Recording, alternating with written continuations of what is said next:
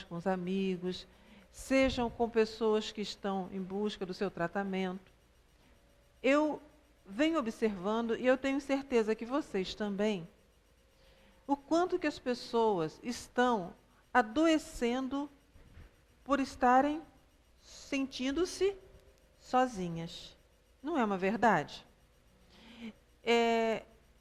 Houve uma época de nossas vidas que as casas tinham um muro baixo, que as janelas eram para a rua, que as pessoas se conheciam, né? A Nelly tem um filho chamado Alexandre, outro Claudinho. A gente falava Alexandre de Nelly, Claudinho de Nelly, a gente sabia que era filho da Nelly, né?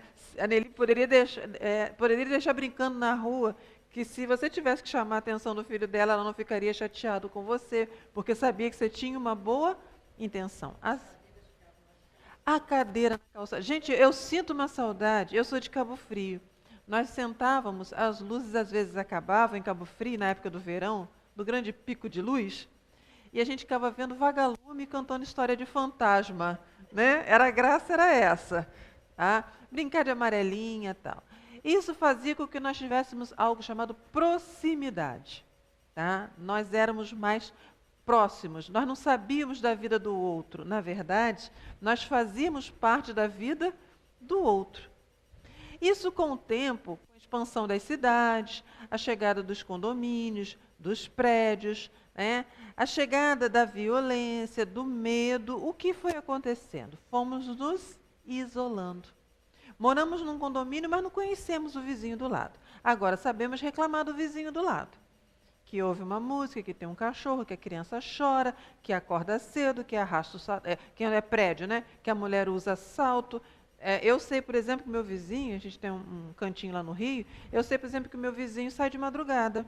Porque o barulho, eu sei que ele tem filho pequeno, porque toda hora está caindo um negocinho que você vê que é de criança. Então você sabe pelos barulhos da pessoa que mora em cima. Eu acho estranhíssimo, que em Cabo Frio eu moro em casa, lá que é um apartamento no Rio. O prédio tem o play, tem o aniversário. Canta-se parabéns, mas você não sabe nem quem é o aniversariante. Não é estranho isso? A gente convive, mora na porta ao lado, tem um aniversário. Estou falando pela festa, pelo convite, que eu estou dizendo assim, que estranho. E antigamente os aniversários é assim, abre a porta e deixa a criançada entrar. Não era assim? A gente fazia bolo, porque a graça era a criançada poder entrar para comer aquele bolo. Então, esses movimentos naturais, porque tudo foi evoluindo, mudando, expandindo, isso é natural. Foram nos deixando mais solitários. Com a chegada da violência, em especial aqui no nosso país, nós fomos ficando com medo das pessoas. Então, se alguém toca a nossa campainha, a gente abre o portão assim. Se alguém nos chama na rua para perguntar alguma coisa, nós ficamos. Se nós vamos ajudar alguém que está caído, temos medo. Então, isso foi gerando um individualismo, isso foi gerando uma sensação que é o mais difícil para cada um, de desamparo. Nós temos uma ideia de desamparo. Se nós sairmos aqui e a rua estiver deserta, nós vamos ter medo porque achamos que estamos desprotegidos em desamparo. Então, isso é algo que nossa sociedade realmente vem passando e as pessoas passaram a temer muito estar só. E um outro problema, porque aí, como eu não tenho a companhia de amigos, de pessoas, de conhecidos, ou mesmo que eu não saiba quem são as pessoas, mas eu me sinta amparado, nós começamos também a padecer de um outro tipo de solidão. A solidão daquele que deveria estar ao meu lado para me ajudar nessa caminhada pela vida. A solidão de um amor. A solidão dos pais, porque seus filhos precisam sair e às vezes saem para uma outra cidade, saem para trabalhar, formam suas famílias. A solidão da desconfiança que faz com que a gente não tenha muito amigo. Aqui na Casa Espírita, por exemplo, às vezes a gente vai conversando, tem pessoas que estão aqui há muito tempo, mas não conseguiram enturmar-se. As pessoas chegam, vão e vêm, vão e vão. Como a casa é grande, às vezes a gente não consegue abraçar a todos. Mas quando nós conseguimos, é muito bom. Domingo mesmo, né, Verinha e Hamilton, né? Sentamos todos e passamos um domingo muito agradável. Amigos que fizemos aqui. Um grupinho de quanto éramos ali? 10, né? Edson estava lá também, né, Edson? Edson estava lá também com a família. Muito gostoso, rimos, brincamos, era no finalzinho de tarde, né? Acho que era 8 e pouco, 9 horas, nós estávamos em casa. Mas passamos um final de tarde delicioso. Então, isso também vai trazendo essa sensação. Aí eu pergunto a vocês, então. Como podemos definir solidão? O que vocês entendem por solidão? Ou como vocês sentem a solidão? Queria ouvir de vocês. Se é que alguém aqui já sentiu ou sente solidão?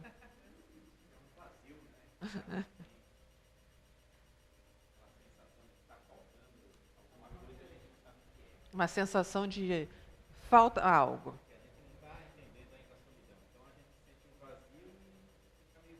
Uhum, uhum, uhum. Sim, isso, né? O Hamilton está dizendo que a solidão é bem diferente de estar só. Isso. Uhum. Eu posso estar num grande grupo e eu posso estar me sentindo só. Tá? Ou eu posso estar na minha casa sozinho e estar me sentindo muito bem, obrigado. Ou sentado tomando um café numa lanchonete e também estar me sentindo. Então, o Hamilton trouxe uma contribuição. Solidão é uma coisa, é um vazio, estar só é outro. Diga lá, Luciana. Uhum.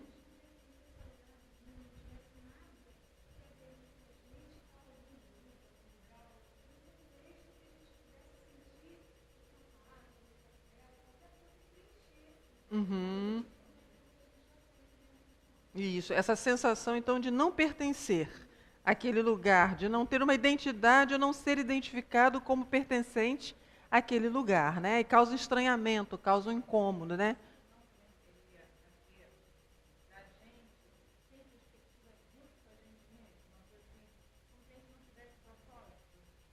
A Verinha trouxe um colorido. Ela está perguntando se a solidão seria um não sentir um propósito na vida, não ter um objetivo, um projeto de vida. Uhum. Interessante. É. Aham.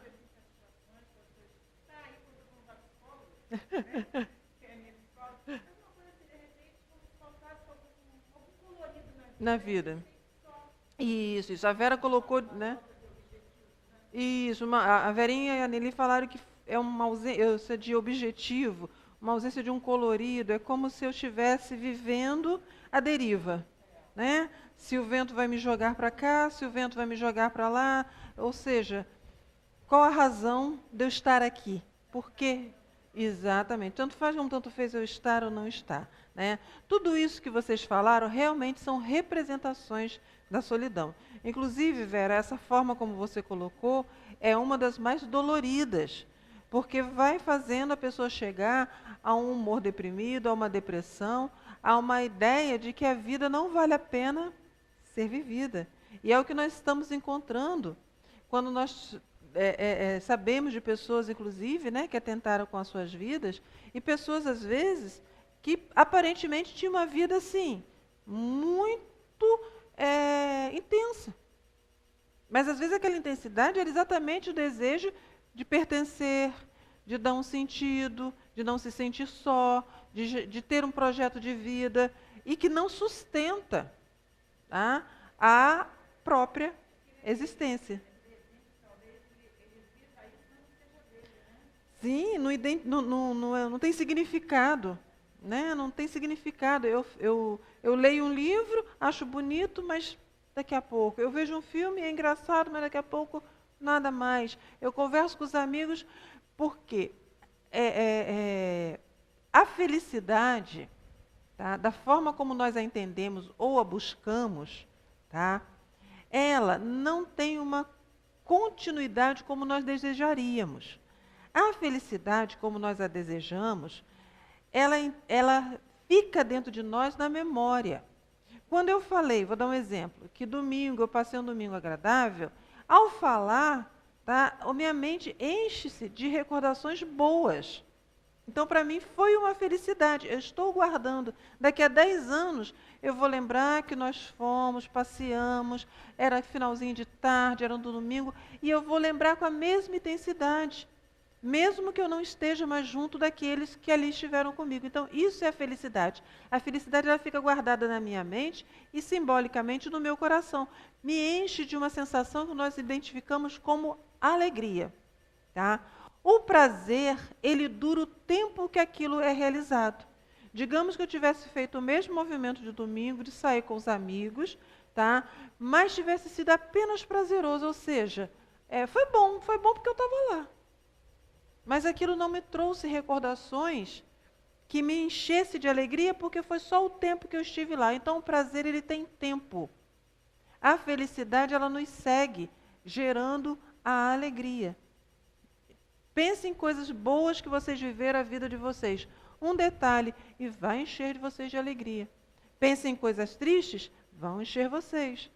Agora, pense em prazer, você quer repetir. E aí é o tempo daquilo dali. Aí você repete, você repete. Por isso que hoje, algumas pessoas, a vida é intensa, mas é intensa de prazeres. E aí é intensa porque ela tem que ficar repetindo. Aquilo não gera nela uma alegria. Por isso a solidão. Por isso algumas pessoas falam que são infelizes, porque estão só. Mesmo que a gente fale com ela, entre no grupo X, faça Y, faça aquilo, tal, elas têm dificuldade, porque elas querem encontrar uma felicidade que seja contínua, constante, que não encontre embaraços. Essa nós não temos ainda no planeta Terra. Porque nós estamos aqui reaprendendo. Então, ela ainda não é possível que nesse processo de reaprender a ser feliz, nós teremos que encontrar, sim, obstáculos que gerarão frustração para o nosso crescimento emocional. Pega uma criança e dê tudo a ela. O que ela vai se transformar? Numa criança mimada. Dê uma criança e ajude a ela a encontrar e enfrentar os seus obstáculos. Ela vai se fortalecendo e encontrando, inclusive, o quê? Outras formas de lidar com aquilo. É assim com a gente. É assim que o nosso Pai faz conosco, só que um Pai chamado Deus. Então a solidão passa muito por isso. A ideia de uma felicidade constante. Hoje, então, o que a gente vê nas redes sociais, parece que a felicidade está na casa do vizinho, mas não está na nossa. As pessoas ficam querendo aquilo. Elas vão mudando o rosto, elas vão mudando o vestuário, elas vão mudando uma série de coisas por identificação. Porque se lá é bonito, é feliz, eu também quero. Então, vamos seguindo. Adão e Eva. Primeira história que o mundo judaico-cristão conhece da solidão. Quem era sozinho na relação de Adão e Eva? Adão. Não é assim a história judaico-cristã? Nós não estamos aqui para julgar se ela é real, se não é, se existiu, se não existiu, Adão e Eva. É só para nós entendermos como que a história chega até nós e como aquilo é propagado. E para a gente entender as simbologias, inclusive. Então, Adão, está lá na Bíblia, vivia sozinho no paraíso. Olha só, minha gente, não é o que acabamos de falar? Exatamente. Ele tinha tudo lá. Mas era um tédio. Nem para ele brigar um bocadinho, para arranjar uma implicância, para ter um probleminha, nada. Para ele poder dizer, pelo menos, vou lá do outro lado da ilha porque eu não quero ficar aqui com você. Ilha, não, nem sei se o paraíso era uma ilha. Mas a simbologia desse casal, Adão e Eva, que nós sabemos, pela história, pela doutrina espírita, que esse casal não existiu. Isso é uma forma de compreendermos uma formação. Ele sentia-se sozinho, apesar de ter tudo ali com ele, e ele pede uma companhia. E da costela de Adão vem Eva. O que é a costela de Adão se nós formos trazer para o nosso entendimento? Não somos nós, quando queremos alguma coisa, aquilo não sai da gente, o desejo não sai da gente. E nós não queremos formar uma outra pessoa a partir da nossa vontade. Quando a gente vai conhecer alguém, um amigo, um amor, gerar filhos, empregos, nós projetamos a nossa vontade. É assim para todo mundo. Vem o conflito, porque entre quem eu sou e a minha costela tem uma diferença. Tá? E aí a Eva, que nasceu da costela de Adão, a danada era diferente dele, gente. Eva gostava de explorar o cantinho lá. Tanto que ela deu de cara com quem? Com a serpente. Né? Eva era curiosa. Ela não se contentava só com o que tinha. Mulher, né? Tinha que arranjar encrenca lá em algum momento, né? Então, essa simbologia, sempre lembrando, tá, minha gente? Essa simbologia representada por esse nome, Eva, tá? Exatamente isso. Nasceu dele, mas não era ele. Não tinha tudo que ele tinha. Então, vamos começar a aprender isso, tá? Não projete em algo aquilo que vem de você achando que irá se realizar. Projete como uma possibilidade de referência. Ah, eu gostaria sim. Eu estou tendo, né, uma ideia, um projeto. Não significa que irá se concretizar. Então, nas relações, o homem encontra a complementariedade. Ele não encontra a projeção de si mesmo. Eu encontro o que me complementa na sabedoria, nas dificuldades, uma série de coisas. As relações humanas são relações que um complementa o outro. Tá? Eu conheço a Nínive vai me ensinar alguma coisa que eu não sei, eu vou ensinar para a Nínive alguma coisa que ela não sabe, não é, Nínive? E uma vai complementar aquilo que falta na outra. É assim. Não tem um ser, tá, que esteja completinho, porque nós estamos nesse processo, tá, de conhecimento e evolução. Por quê? Se eu não entender isso, se eu não entender que é um processo de um complementando o outro, se eu não entender que as vidas que se encontram é um aprendizado, eu vou fazer para o ser humano que estiver ao meu lado uma transferência de conflitos psicológicos. Tá passando aqui junto, né? Tá. Uma transferência de conflitos psicológicos. Ou seja, eu já entendi que eu não sou a costela do Adão, né? Ou melhor dizendo, que as pessoas não são minha costela, que as pessoas não são a Dirce. As pessoas, graças ao bom Deus, são cada uma delas o outro. Então, o outro como meu eu, já entendemos que é impossível, nós já entendemos? O que é meu eu? O que se chama na psicologia o eu? O eu é a minha história e como eu me apresento a vocês, conhecido como ego. Tá? O meu ego é o que vocês conseguem identificar em mim, é como eu sou. Tá? Vou perguntar a Verinha, né, que Verinha me conhece mais. Verinha, me dá uma característica minha que você já viu assim de cara. Obrigado, Verinha. Verinha disse que eu sou amorosa. O meu eu, meu ego, tá, organizado. Aí vamos falar de doutrina espírita. Através das reencarnações, que esse eu não foi formado, tá, nessa vida única, exclusivamente. O meu eu, a minha história, as minhas memórias, as minhas andanças pelas várias vidas que eu já vivi, me possibilitaram que em 2019, ao conhecer Vera, a gente se conhece um pouquinho antes, né, Vera? A Vera me identificasse como amorosa. E eu identifico a Vera como uma pessoa prestativa. Gente, se pediu hoje, ontem ela fez. Não é mesmo? Eu identifiquei que o ego da Vera, o eu da Vera, tá, é rápido, é ágil, vai lá e faz. Prestativa, proativa, a gente já identificou. Foi só dessa vida, Vera? Não. Tá? Então, identifica-se o quê? Que a Vera traz uma liderança com ela, né, a qual ela vai trabalhar essa liderança, tá? E a Dirce traz com ela uma afetividade a qual eu tenho que trabalhar. Eu posso ser uma pessoa amorosa e ser aquela pessoa que um dia chego para ela e falo assim, Vera, tudo estranho acontece comigo, parece que as pessoas estão sempre abusando da minha boa vontade. Então a Vera vai virar para mim e diz, seja amorosa, né? Mas precisa também colocar um limite. Pode ser que um dia eu chegue para a Vera fale assim, eu estou tão cansada, todo mundo me pede tudo. E eu falo para ela, Vera, seja líder, mas põe o limite. Porque senão, entenderam? Aquela característica da minha história, da minha vida, do meu eu, será nos encontros, lembra que a relação é de complementariedade? Que as coisas poderão ser reajustadas. Essa é a função da reencarnação. Estamos aprendendo um com o outro. Tá? Por isso que é difícil, às vezes, nas relações humanas, quando nós queremos mudar alguém e o outro se fecha cada vez mais. Claro. O outro está no processo de aprendizagem, eu estou dizendo para ele o que ele tem que fazer sem dar um tempo para que isso tudo possa ser processado e aceito. As coisas realmente não darão certo. Tá? Não darão certo. Agora, imagine que a Vera fale comigo, diz, você precisa aprender a dar um limite, não faça tudo assim, as pessoas realmente não vão entender a afetividade que você vem. Tá? Faça como eu disse. Aí a Vera, né? Faça como eu, tem que chegar. Aí eu vou tentar fazer igual a Vera, vai dar certo? Não vai.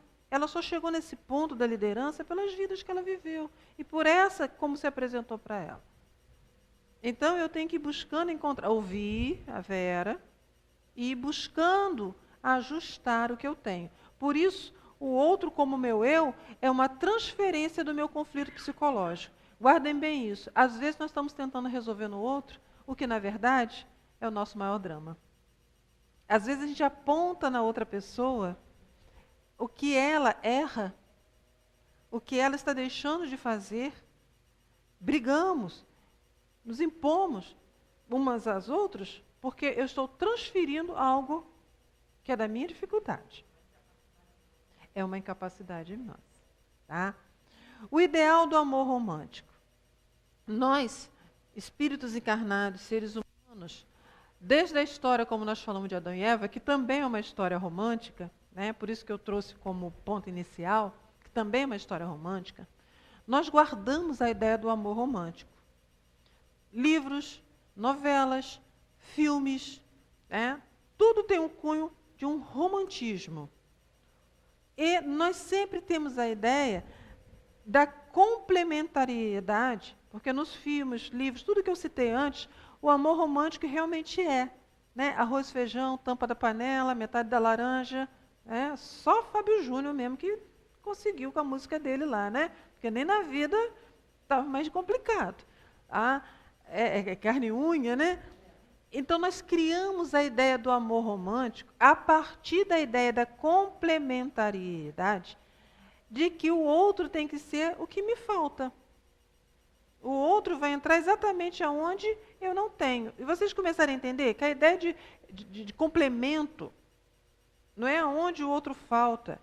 É a experiência que o outro tem que me passa. E a partir daquela experiência eu penso, eu analiso e vou amadurecendo o meu eu. Por isso a ideia do amor romântico, de que eu vou encontrar alguém que vou seguir juntinho, mãozinha dadas, tá? Aonde não vai ter um risco de um nada, influencia a nossa maneira de buscar alguém e atrapalha a nossa relação exatamente com um alguém. Vou perguntar a vocês, pensem aí rapidamente num casal perfeito que vocês conheçam. Silêncio, gente. Ninguém conhece o casal perfeito? Um nome, gente, um casal perfeito. Um nome. Viu como que a gente passa assim, né? Não tem. Oi? Diga lá então. Aham. Isso. Vivem bem ali. O que você percebe nesse muito bem deles?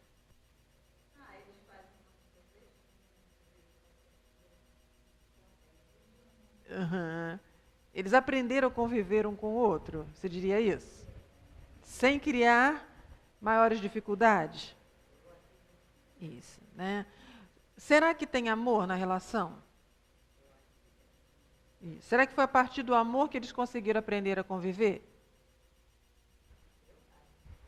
Né? Viu quanta coisa que a gente vai pensando? Viu como não é simples assim? Tá? Conheci hoje, estou apaixonada. É o amor da minha vida. E quando o amor da minha vida não é o meu eu, eu começo a ter dificuldade. Aí eu quero manter o amor romântico. E eu fico cobrando a outra pessoa a mudança. Né? Eu ouço muito assim, tem o dedo podre para escolher. Né? Não era assim, a pessoa mudou depois, não sei por que mudou. Eu acho que foi amizade X. Eu acho que está me traindo. Ouço muito isso. Acho que está me traindo. Ah, é a casa espírita. Já ouviram isso? É a casa espírita que está atrapalhando minha relação. Diga lá, Luciana.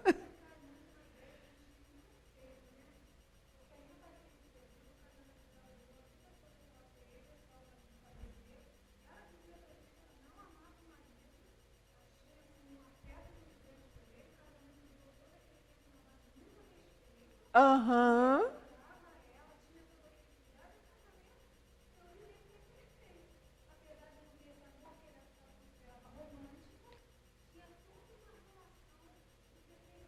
Exatamente. Gente, o que eu estou falando aqui não é que a gente não deva acreditar no amor romântico, não, tá? Deixa eu até corrigir.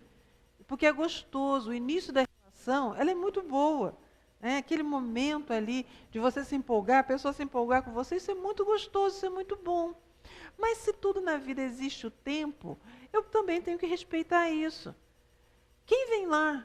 Qual a história daquela pessoa? Quais os dramas que essa pessoa passou? Qual é a evolução que ela está tendo? Vocês viram o que o Evangelho falou? No mundo dos espíritos, só seremos reunidos pela afeição verdadeira. E a afeição verdadeira vai passar pelo respeito, pela compreensão, tá? Até pela aceitação mesmo, às vezes, de algumas situações que vêm de lá, porque eu sei que aquilo não vem porque a pessoa quer única e exclusivamente ser daquele jeito. Então isso envolve mais do que a história do conto de fadas. Não é para tirar o romantismo, mas é para nós termos a ideia de que o perfeito, tá, é muito difícil porque nós ainda não somos sujeitos tão perfeitos assim. Eu tenho uma história. Né? A minha história, quando eu vou chegar junto com o outro, o que vai acontecer?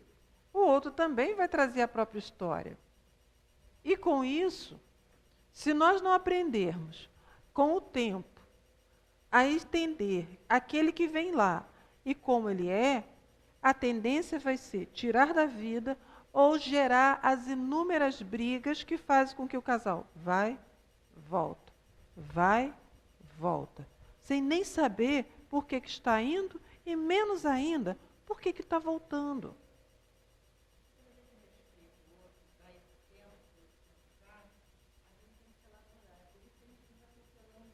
Isso, Vera, perfeito. O tempo da elaboração. Uhum. Isso. E o tempo da elaboração é a fala do grande pensador. Conheça-te a ti mesmo. É o tempo, às vezes, estar contigo, voltado para você, em aperfeiçoamento do seu eu, para que você possa ter paz. Só quando temos paz é que conseguiremos compartilhar com o outro uma vida. Mas enquanto estamos em turbilhão, nós geraremos esse turbilhão no outro. O vazio existencial que angustia a alma, que foi o que a Verinha falou no início, né? O que é esse vazio? Nas muitas vidas que nós como espírito vivemos,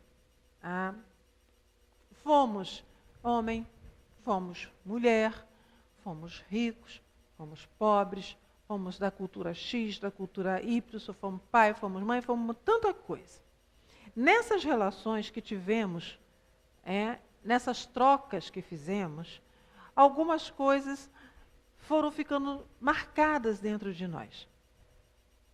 E digamos que numa existência, vamos trazer uma historinha assim, digamos que numa existência eu sofro rejeições, abandonos, violências.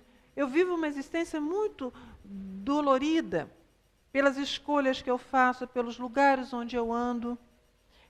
Desencarno, no mundo espiritual sou acolhido, me é trazido o porquê daquelas dificuldades. eu sou amparado, aconchegado, estimulado, fortificado, porque a lei de Deus é amor, porque nós sempre teremos um tempo para refazer e reencarno. Mas aquilo foi tão difícil que a minha mente ficou com aquela impressão guardada. Então, mesmo eu me relacionando, eu trago uma sensação de que aquilo vai se repetir novamente em algum momento. Então, é o vazio que eu trago na alma. Para a gente dar um exemplo assim, se vocês cheirarem a fruta abacaxi, vocês vão se lembrar do Natal? Vamos, não vamos? Porque no nosso país, qual é a fruta que mais é utilizada na ceia de Natal? Abacaxi. Tenha eu passado por uma festa de Natal, feita em casa ou não, todo mundo, brasileiro em especial, sentindo o cheiro do abacaxi, a gente lembra Natal. Tá? Então, a mente, ela grava aquilo e ela não sabe se foi ontem, ano passado ou 10 mil anos atrás. Ela grava a impressão que a emoção que aquilo gerou nela. E aquilo é uma marca para que ela ou evite ou reaprenda. Então, tudo que nós já fizemos, né, nós guardamos. Só para a gente rir, eu vou pensar assim, quando eu aprendi a dirigir, eu fui estacionar em terceira, bati no poste. Nunca mais esqueci, gente, que a gente reduz a marcha. Do jeito que eu vim, eu subi na calçada. Primeiro que eu já não deveria ter subido na calçada, né? Aí tinha um poste, o poste tinha o carro, a marcha estava errada. Nunca mais esqueci, gente. Vocês podem falar disso, eu não aprendi isso na autoescola, não? Olha, a gente aprende, mas depois a gente esquece. Tá? Aquilo fica gravado. Eu passo, tá? Eu lembro disso. Eu vou parar, eu acho que a mão já vai assim. Né? Antes de eu diminuir a velocidade, a gente já diminui a marcha. Então aquilo fica gravado. E eu tenho certeza que cada um de nós aqui, nessa vida, tem histórias, situações que ficaram gravadas. Isso é o que acontece com o espírito. Ele guarda na mente dele, a mente dele é o perispírito, que é o que ajuda a formação, né, do seu corpo, da sua mente, e ele traz isso muito forte. Inclusive, muitos de nós, ou muitos espíritos, inclusive os que estão aqui presentes, às vezes passaram muito tempo em zonas chamadas inferiores, zonas de sofrimento, relembrando fatos. E aquilo, quando eles reencarnam, vem gravado na mente. Daí, inclusive, algumas doenças mentais. As doenças mentais são fatos que ficaram gravados na mente do espírito. Total respeito que a gente tem que ter ao portador de uma doença mental, de um distúrbio, de uma dificuldade. A luta que esse espírito teve para reencarnar, mesmo com a marca do medo ali, é muito grande. E nós estamos aqui para quê? Para ajudar. Então, esses conflitos psicológicos, o vazio essencial que angustia a alma, é do espírito. E aí eu quero que um outro ser preencha isso. Se aquilo era para ser meu. É onde nós vemos, às vezes, algumas relações mães e filhos, pais e filhos, que não deixam aquele que ele considera o amor da sua vida seguir. Que diminui o seu filho, que infantiliza seu filho, que sobrecarrega seu filho, porque quer aquele ser ao seu lado, por conta do vazio que carrega na alma. E a maternidade e a paternidade, para muitos, é a ideia de que agora eu tenho o amor romântico, o meu eu, é a minha costela, o que saiu de mim é meu. Finalmente agora alguém me amará. Sem esquecer que o filho vem do espaço, do mundo espiritual, para seguir também uma jornada. E que o meu papel, sim, é o ser mãe, porque o pai ou o cuidador de uma criança, enfim, é reaprender a amar, a me doar. E um dia, libertar. Olha como esses conflitos psicológicos vão gerando os desconfortos nas relações.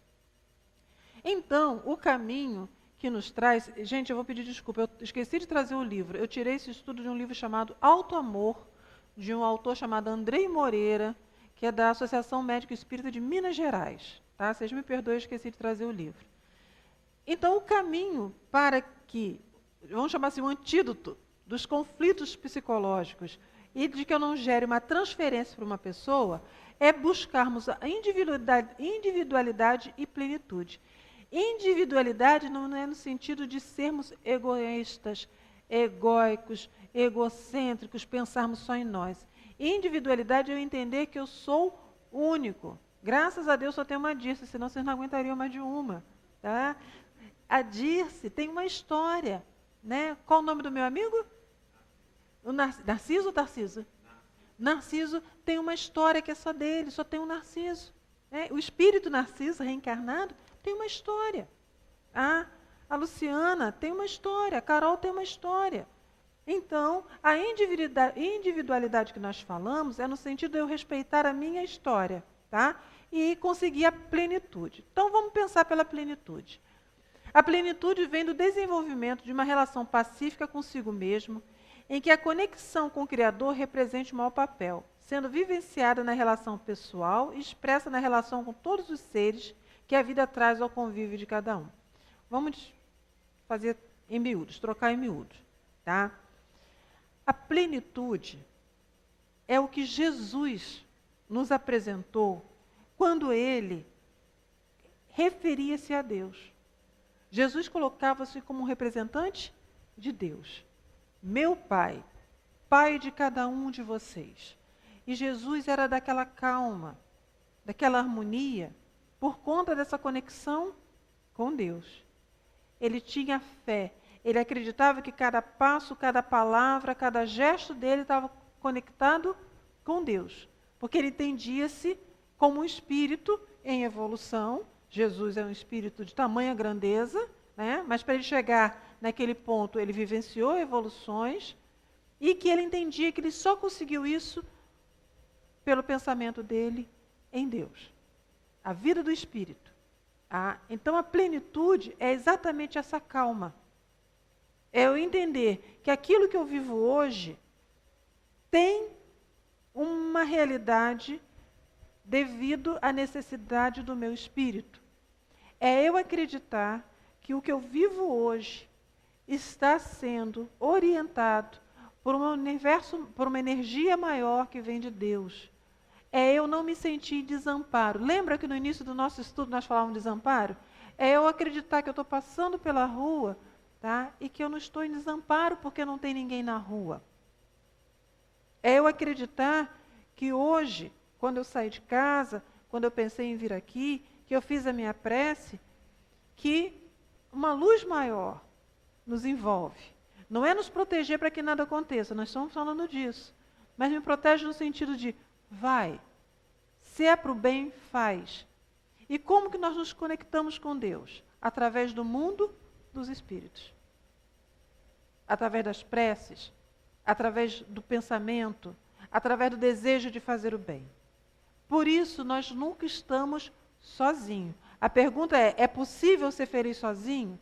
Mas a afirmação é, nós nunca estamos sozinhos. Com isso, a ideia da plenitude, eu preciso ficar em paz comigo mesmo. Normalmente, o que nós fazemos? Nós não estamos em paz conosco mesmo. Nós estamos reclamando, nós estamos criticando, nós estamos com medo de que não dê tempo, nós estamos brigando com o tempo. Normalmente, nós estamos assim, não é isso? A gente já acorda, bora. Ou, às vezes, a gente não quer nem levantar da cama. Porque eu estou vivendo uma frustração. Acreditando que aquilo dali parece que não vai cessar nunca. É um turbilhão aqui dentro. A mente pensa uma coisa, o corpo faz outra, a gente elabora uma coisa, daqui a pouco nós estamos fazendo outra.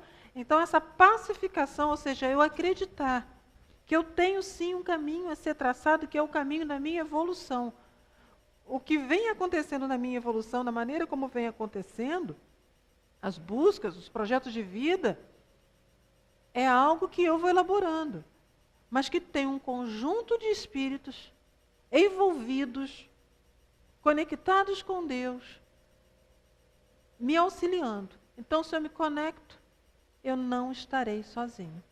Pergunto a vocês já tiveram aquela situação em que vocês pediram, mas pediram mesmo, a alma estava de joelhos, e a resposta veio? Já tiveram, não já? Aquela situação em que você não acreditava que teria solução, e de repente aquilo já não era nem mais tão importante para você, aquilo foi diluindo dentro de você, diluindo. Por quê? Porque você acreditou, porque você se acalmou, porque você permitiu que o tempo chegasse na sua vida? É isso que nós estamos falando. Aquela calma em que eu puxo o freio e digo, peraí, eu não estou sozinho. Deixa eu então entender o que está acontecendo para que eu possa seguir. Tá? E quando eu consigo isso, eu consigo me relacionar de uma maneira muito mais em paz com as pessoas, porque eu não fico esperando que as pessoas possam trilhar o caminho me dando mais conforto, ou eu não preciso mais acreditar que eu só conseguirei se eu tiver alguém ao lado. Ouço muito isso. Só vou viajar. Viajar sozinho não tem graça. Ir no cinema sozinho não tem graça. Ir não sei aonde sozinho não tem graça. Realmente, quando nós estamos com alguém, tem um colorido diferente. Mas se esse alguém não existe, você não vai aproveitar? Diga.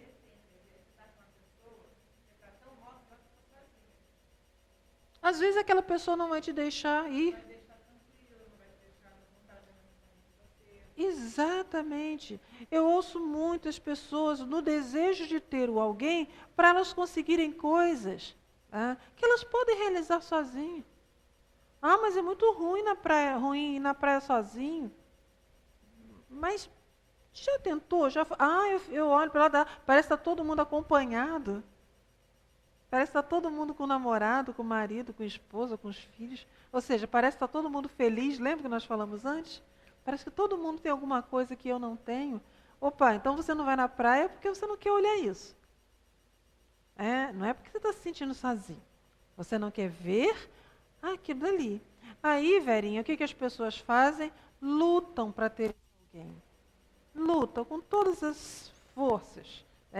E aí, às vezes, encontram alguém que não deixa nem ir à praia. Que não gosta dos amigos. Que implica com algo que você já fazia e que te dava uma alegria. Exatamente. O pouco que você conquistou, às vezes chega alguém que... E você se submete àquilo dali porque você não quer estar sozinho. Veja, a ideia não é que a gente tem que seguir sozinho, não. Não somos seres criados para viver sozinhos. Mas temos que aprender a ter conquistas pessoais. Temos que aprender a encontrar felicidades através do meu esforço, como nós falamos ali. Ser complementar e não esperar que o outro me traga. Porque se eu quero a minha metade, isso é muito significativo. Significa então que eu só sou metade, né? Que eu estou esperando a outra metade. Eu preciso estar inteira. Eu preciso buscar as realizações. Aqui na Casa Espírita, muitas pessoas vêm, gostam e depois não conseguem mais vir, porque um outro alguém não deixa, porque o outro alguém é inseguro, porque o outro alguém tem dificuldade. E a pessoa vai deixando, vai deixando, vai deixando. Diga lá.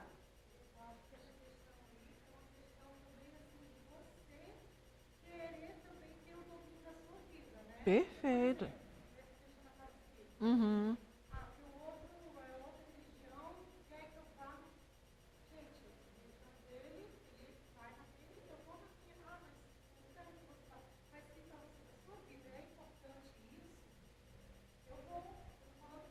Uhum.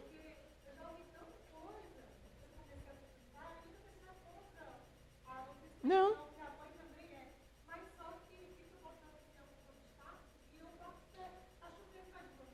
É.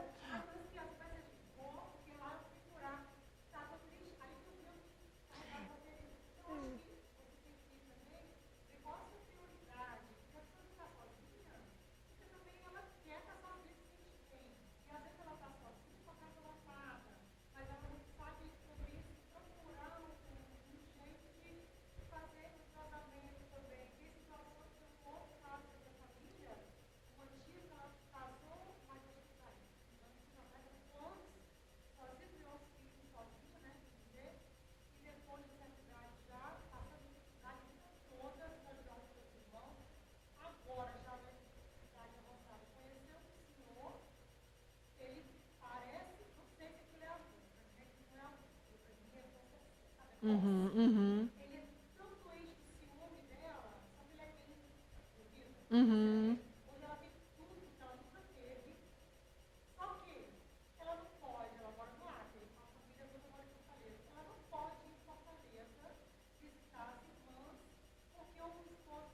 Vixe.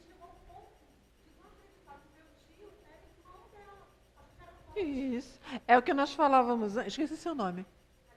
Alessandra, é o que nós falávamos antes, ó, o outro como o meu eu. Para não falarmos de religião, né? Se eu gosto de maçã, tá? E aí o meu companheiro diz que maçã é ruim, que maçã faz mal, que maçã é isso, porque ele gosta de pera, né? E ele quer me forçar a comer maçã, e aí ele fica ali. Você tem que comer maçã, ele está transferindo para mim essa ideia de que ele só vai se sentir seguro na hora em que eu me submeter a ele.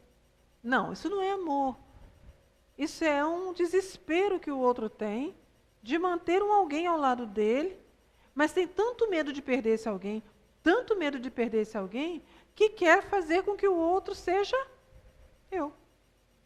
Então, os conflitos que vão ocorrendo. Não, você não pode ir no local X, você não pode fazer isso, não pode usar roupa Y, não pode cortar cabelo, não pode fazer nada. Eu quero que você se transforme na minha costela. Por isso a simbologia, né? É o meu eu. Isso é um conflito psicológico que a pessoa tem com ela. E quando nós vamos cedendo, nós vamos fazendo com que o outro acredite que está certo. Agora, o que eu digo? Do ceder ou não ceder. Não é gerar brigas. O conseguir conquistar o seu espaço é o que nós estamos conversando agora. Não vai ser no grito, não vai ser na briga, não vai ser no você, né? Não, não vai ser nisso. A conquista para que eu consiga fazer o outro entender que eu também tenho a minha individualidade, que eu também tenho as minhas escolhas, que eu também tenho os direitos dentro daquela relação, do mesmo modo que aquela outra pessoa, nasce disso que nós estamos conversando aqui. Quando eu aprendo a me pacificar, quando eu não fico temerosa também da perda, quando eu não fico querendo o enfrentamento, quando eu não fico querendo fazer queda de braço, vou fazer para mostrar ao outro que eu posso fazer. Ou quando eu começo a me calar, deixar o outro fazer tudo, eu tomo uma atitude pacífica e o outro acredita de verdade que assim me dominou. E eu começo a fazer as coisas, inclusive escondidas. Isso que não é legal. Tá? Eu dizer que eu vou para um lado, vai para outro. As pessoas criticam muito o Sistema Globo de televisão. Ontem eu estava assistindo aquele Segunda Chamada. Teve um diálogo, gente, que eu bati palma para o autor. Era uma transexual conversando com a professora.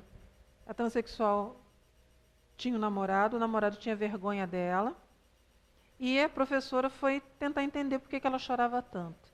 Aí ela teve um diálogo fantástico, eu não vou conseguir reproduzir, ela falou assim, me diz como é que eu posso amar quem tem vergonha do meu corpo? Me diz como é que eu posso amar quem tem vergonha de mim? Era o transexual falando para a professora. Aí a professora foi dando conselhos, ela falou assim, você não passa por isso, você não sabe o que é isso. Aí a professora baixou o ombro, né, mostrou aqui, ela apanhava do marido. Ela falou assim, eu sei o que você está falando. Ou seja, como é que eu posso amar alguém que me maltrata tanto? Foi um diálogo perfeito ali para fazer as pessoas pensarem. Que amor é esse que eu me entrego ao outro que me maltrata? Será que é amor? Vamos deixar a pergunta no ar. Será que é amor? Se eu entendo que o tormento que eu vivo significa eu ter alguém na minha vida, é porque eu não fiz uma conexão com o Criador. Vocês podem até falar assim, mas Dirce, na reencarnação, nós não temos que seguir junto com o companheiro de jornada que estava destinado para nós ali? Será que é isso que os Espíritos nos dizem?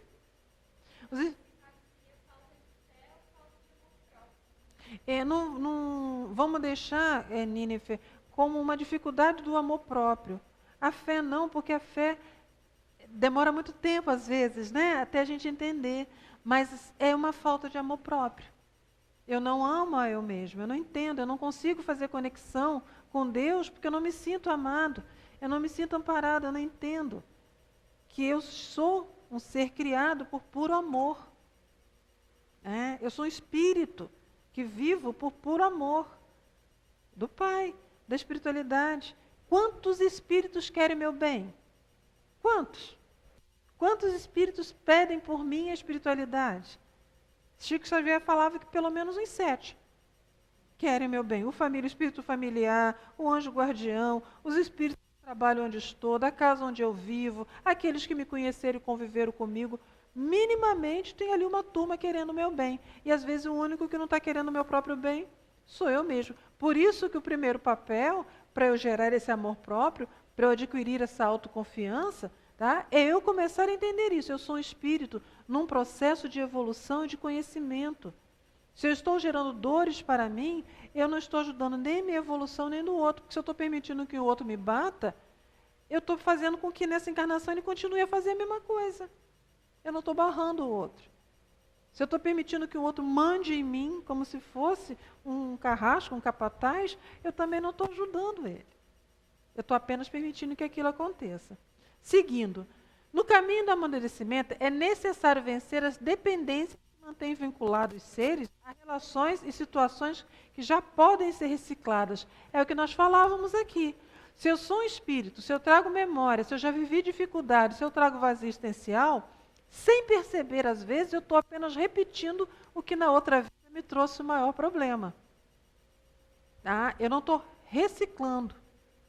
Tem um pensador, não é espírita, que é o Sigmund Freud, que ele disse que todos nós fazemos assim: repetir, recordar, repetir, elaborar. Tá? Que todos nós recordamos um fato, repetimos aquele fato, mas demoramos a elaborar aquele fato. É onde as pessoas dizem, tem o dedo podre para escolher alguém. Na verdade, ela está escolhendo a pessoa por características similares. Porque ela tem uma necessidade com aquela característica que ali se apresenta. Porque se eu não tivesse, eu não estava repetindo aquilo dali. Da onde que ela está tirando essa necessidade? Das vivências que ela já teve. Sabe aquela frase que a gente diz assim, eu estou seguindo o caminho das pedras? Ou seja, eu marquei meu caminho com pedra, eu sei que é por aqui que eu passo. Então, eu estou sempre me envolvendo com pessoas com perfil emocional, com comportamento muito similar. Eu, ao invés de romper com aquilo, reciclar aquilo, quebrar aquilo, porque é uma necessidade que eu tenho, eu continuo repetindo.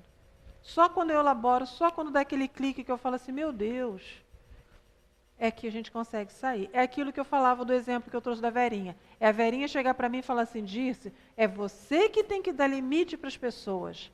Não são as pessoas que estão fazendo um uso abusivo da sua boa vontade. É você que não consegue dar limite. Então, nessa hora, é a Verinha me ajudando a elaborar algo que, na característica da minha personalidade, está me ferindo. É ela dizendo para mim, para e pensa disso. Por que você não consegue dizer um não? Aí eu vou pensar, Verinha, eu não digo não, que depois eu fico com medo de magoar a pessoa. Mas aí você se magoa? Aí ela vai me perguntar, né?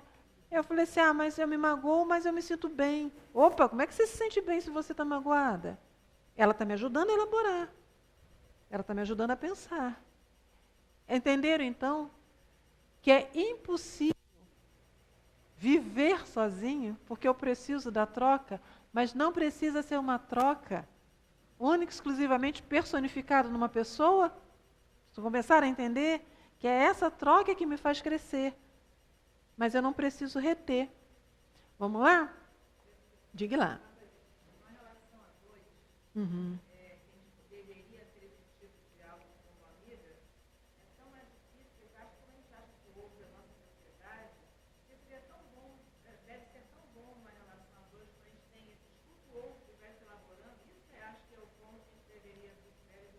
Isso. Porque um amigo você até consegue elaborar, mas às vezes com a relação, existe assim uma coisa assim tão de, não sei se de propriedade, talvez as nossas dificuldades. Isso. A gente escutar e não se colocar refratário aqui, de elaborar e ter um plano. Exatamente, Verinha, seria ótimo. E eu vou brincar assim, Verinha, o amigo é a teoria.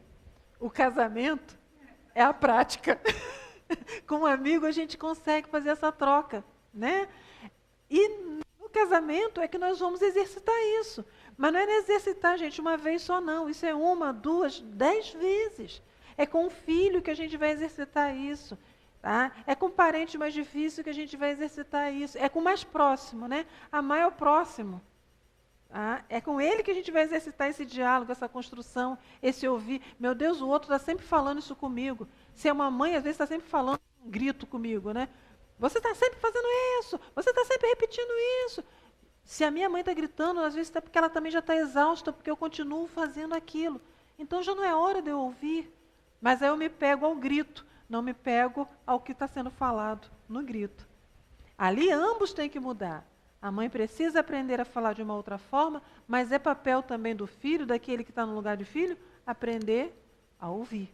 Porque ambos ali estão querendo um diálogo, só ainda não educaram a forma de ser. Aí a gente vai seguindo, né? Conquistar a individualidade, afirmando o valor pessoal na vida, é condição fundamental para a verdadeira liberdade. E eu só conquisto a minha individualidade quando eu gero em eu mesmo um projeto para a minha vida. Né?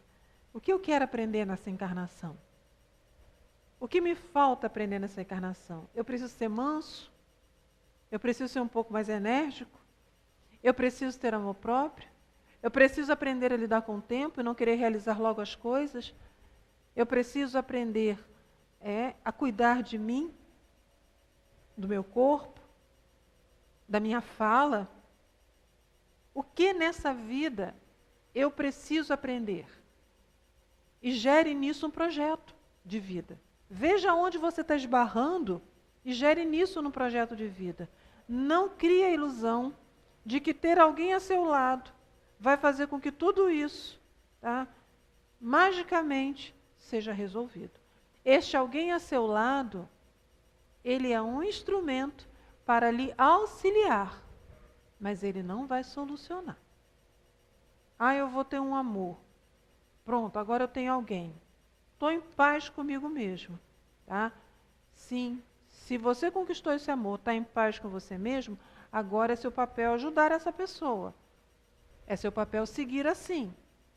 Mas se você acha que está em paz porque só tem a pessoa, quando os problemas da pessoa surgirem, você vai fazer o quê? Você vai enfrentá-la, brigar, separar, mandar embora? Né? Para ser livre, não é necessário abandonar relacionamentos, compromissos, deveres, mas sim encontrar neles o espaço de autenticidade onde a alma possa expressar aquilo que vibra mais profundo do coração, que é o que a nossa amiga Alessandra falou, né? De uma pessoa que hoje materialmente tem algumas coisas, tem uma vida confortável, mas que não consegue ter a individualidade. Precisa seguir aquilo que o outro traz, precisa seguir aquilo que o outro diz. Então conquista algo, mas perde o outro. Né? É preciso eu ter o quê? A minha autenticidade. Eu preciso aprender a me relacionar com alguém sem perder de vista quem eu sou. Foi por isso que eu trouxe o diálogo, né? Que ontem, na verdade, ontem esse seriado trouxe vários diálogos muito interessantes. Né? Esse foi um deles. Como posso amar quem me maltrata? Então ali eu não consigo ser mais eu. Até teve uma cena em que a transexual ela vai ia ter uma peça e ela vai riscando o rosto dela todo de batom. Ou seja, eu já não sou mais eu, meu rosto já não sou mais eu. Ela tira a peruca, sabe? Foi assim, se mostrando, ou seja, quem sou eu? Eu não tenho mais autenticidade. E quantas vezes nós nos olhamos no espelho e não nos vemos assim diferente de quem nós éramos? Vocês já sentiram saudade de vocês mesmos? Que às vezes os fatos vão nos consumindo tanto que chega uma hora que a gente se olha, nós nos olhamos lá e falamos assim, aonde eu estou no meio dessa história toda? Quem sou eu? Ai, que saudade de mim. Que é a questão da autenticidade. Porque eu tenho uma história, eu tenho coisas importantes para mim. E às vezes eu fui deixando aquilo de lado.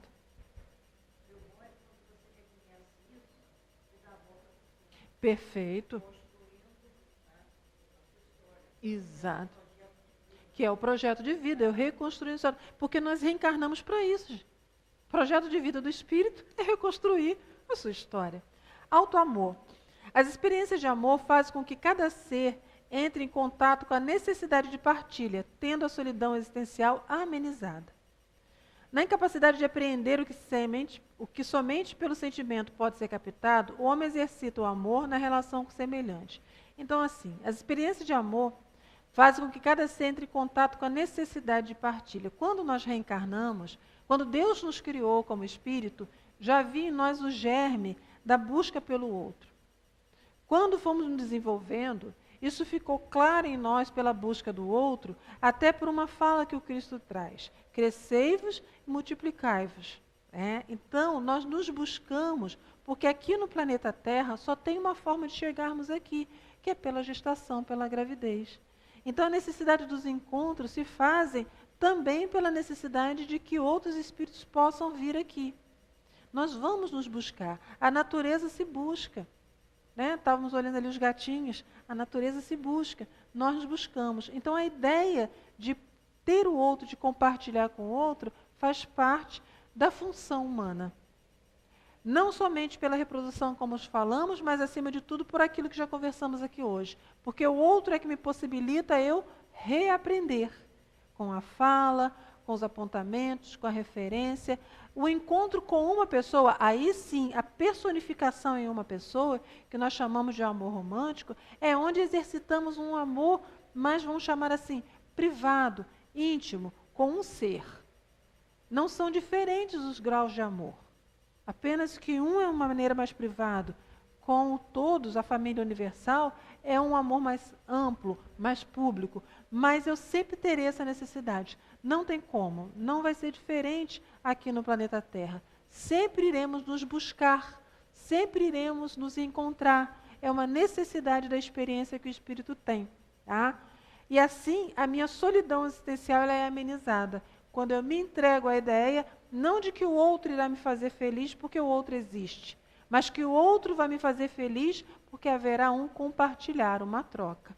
E na incapacidade de aprender o que somente pelo sentimento pode ser captado, o homem exercita o amor na relação com o semelhante. Então, nós não temos ainda a capacidade de amar sem exercitar.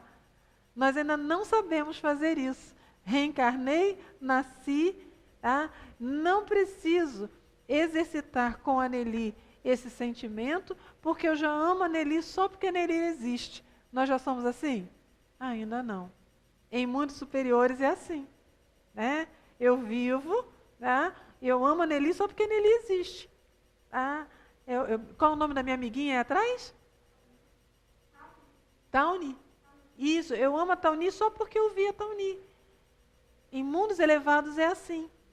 Aqui ainda como é? Eu preciso, por exemplo, eu não conheço a Tawny, né? Mas eu teria que me apresentar a ela, me aproximar, ela teria que me conhecer, nós geraríamos uma desconfiança de início, depois uma aproximação, não é assim que a gente vai fazendo, né?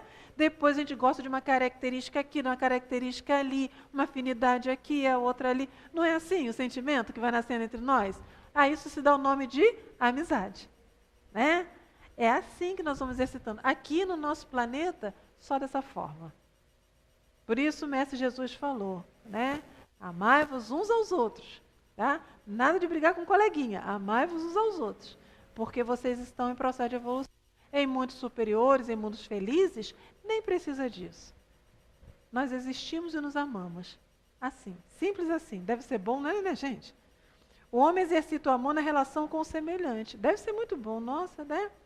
Quando o amor passa a fluir de dentro para fora, a alma se preenche de si mesma e pode ofertar o que tem de verdadeiro em si, sem a exigência da carência afetiva que requisita, que vem de fora aquilo que só de dentro pode surgir.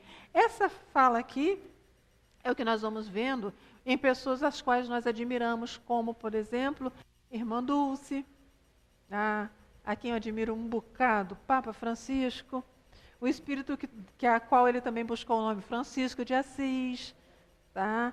Esses espíritos, e poderíamos citar tantos outros, mas também tem a Dona Maria lá da esquina, tem o seu João, que já sabe amar assim. Né? O que eles fazem? Eles se amam. Aprenderam a ter plenitude, a fazer conexão com o Criador, a acreditar, a ter fé, Nínive, de que eu estou, né, sendo guiado por uma luz maior, a entender que espíritos amigos me conduzem, a entender que as pessoas não são ameaças para mim. Então, isso vai gerando essa plenitude, o amor passa a fluir e muitas dessas pessoas passam uma vida, inclusive, sem personificar em alguém o amor. Porque elas já têm isso. Elas não personificam. Elas aproveitam isso tudo, esse sentimento todo, tá? Para ir, inclusive, cuidando daqueles que ainda não os têm. E aí é onde a gente vê, vamos pegar agora a irmã Dulce, né, que é uma das mais conhecidas agora, foi canonizada, e que ela passou a vida dela ali, amando. Amou muito, muito. E tem certeza que se sentiu muito amada e é muito amada. Já tinha dentro dela. Tá? Chegaremos lá. Sem as exigências da carência afetiva. Eu fico imaginando a irmã Dulce, né, chateada porque o outro não gostou de alguma coisa que ela fez e ela lá tristonha com aquilo, né? O dia inteiro aborrecida, brigando, falando, reclamando. Claro que ela deveria ter os momentos dela, mas eu fico pensando, perdendo um tempo de algo que ela poderia estar fazendo de uma maneira diferente. Quando o homem faz a viagem interior, resgatando a dignidade pessoal do Filho de Deus, reconhecendo-se amado tal como é, percebe-se digno de amar também os outros tais como eles são. Quando eu aprendo isso, eu não vou exigir do outro a grande mudança. Eu aprenderei a amá-lo tal como ele é. Se aquela pessoa que eu amo, tal como é uma pessoa da qual é difícil a convivência, não se adapta àquilo que eu penso, eu sou segura em deixá-la ir. Não é? Vou me separar. Não quero. Vou mandar embora. Sai daqui. Não. Eu paro e olho e penso. Estamos em tempos diferentes. Da nossa união não está saindo nada que possa fortificar a nossa amizade e a nossa relação. Da nossa união só estão saindo dores. O que estamos aprendendo um com o outro? E antes que sejamos inimigos, talvez seja a hora de cada um seguir. Mas não com a agressividade, com a suavidade. E normalmente nem é preciso falar essa palavra. Normalmente essa relação abre sozinha. As pessoas vão encontrando seus caminhos tranquilamente e vão saindo e vivendo. E às vezes algumas pessoas inclusive encontram outras e conseguem viver relações até muito mais inteiras do que aquela onde estavam aprisionados, muito mais por raiva. Vocês podem falar assim, disse, mas e a reencarnação? A reencarnação é um grande aprendizado. Se eu não estou aprendendo, se eu estou gerando mais sentimentos pesados dentro de mim, se eu estou sobrecarregando o outro com mais sentimentos pesados, o que eu estou aprendendo ali? Então, o alto amor é a constatação natural da grandeza divina que vibra na natureza do ser, desde o momento em que nós somos criados. Fomos criados por amor, somos amor. Perguntamos no início, né? Voltamos lá.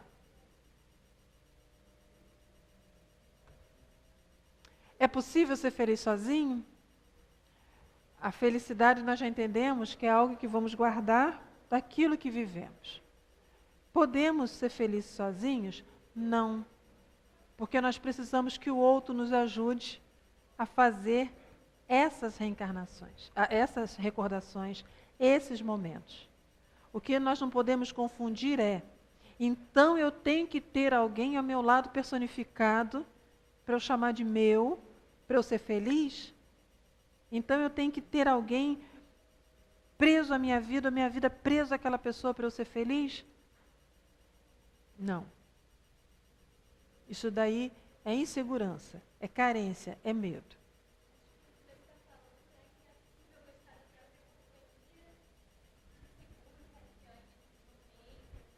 Perfeito, Nínive. Nem autossuficiente não, porque aí é uma ideia, não precisa de ninguém, né? Nós precisamos de todo mundo. Você fez certo. Tá? Eu aprender a me amar, aí eu não vou estar só. Tá? Eu vou entrar aqui, eu vou conhecer a Nelly, eu vou conhecer a Nínive, né? Eu vou falar com a Alessandra, eu vou lá na livraria, vou comprar um livro, mas já vou estabelecer um contato maior, de mansinho, eu vou me aproximando. Não estou mais só. Já chego, já vi ela, já conheci o Narciso, já solto um sorriso, não estou só. Tá? Eu me amar é eu entender que alguém que está do meu lado, eu posso estar ao lado dele tranquilo, calmo, sem as exigências. É eu não buscar o prazer pelo corpo, mas pela alma. Aí eu consigo ser feliz com todo mundo. Mas se eu não faço isso, eu posso estar rodeado. Terei dificuldade. Pensemos, tá, minha gente? Porque a solidão dói em muitas almas por conta do vazio que ela carrega e não entende que ela precisa criar para ela uma proposta de vida, de melhorias, de entendimento de quem ela é. Que Jesus nos ampare, que nós possamos seguir. Dezembro teremos nossa amiga Cláudia Alcântara, trazendo um tema para a gente.